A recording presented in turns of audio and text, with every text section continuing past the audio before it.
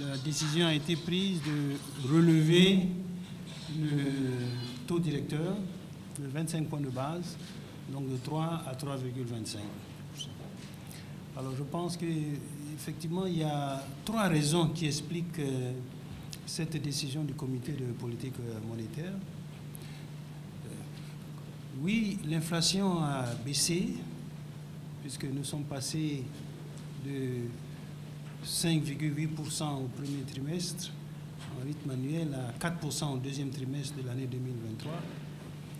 Mais nous ne sommes pas encore dans la cible que nous avons comme objectif pour l'inflation dans l'Union. Notre cible, vous le savez, se situe dans une inflation dans une fourchette de 1 à 3%. Donc, nous n'y sommes pas encore. Et ensuite, il y a des risques importants de hausse donc, de l'inflation, puisqu'il y a des augmentations, notamment au niveau international, sur les prix des produits pétroliers, de manière qu'on a observé récemment.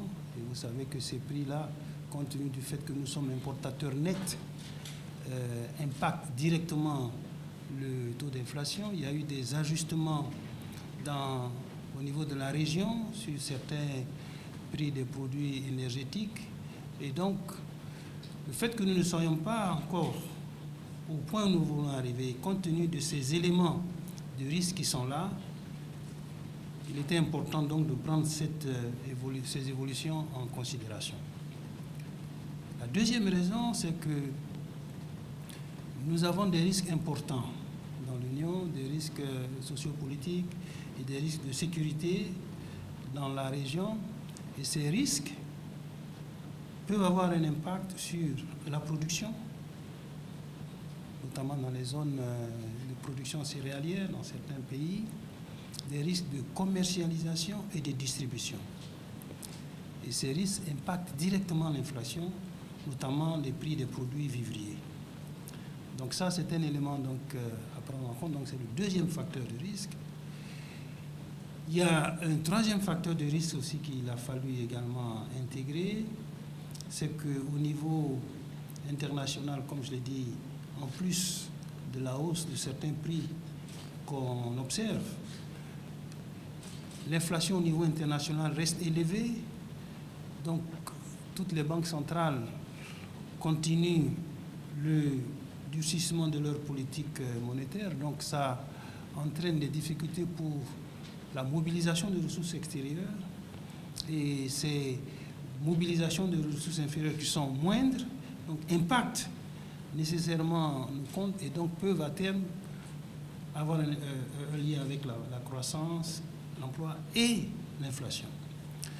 Donc la décision du comité de politique monétaire, donc après avoir analysé donc toutes ces évolutions, tous les agrégats, parce que c'est vrai, effectivement, nous avons un aspect quand même qu'il faut noter, c'est que la croissance est restée soutenue. Nous avons une croissance en 2023 qui devrait se situer autour de 5,6%, donc c'est quand même un niveau confortable.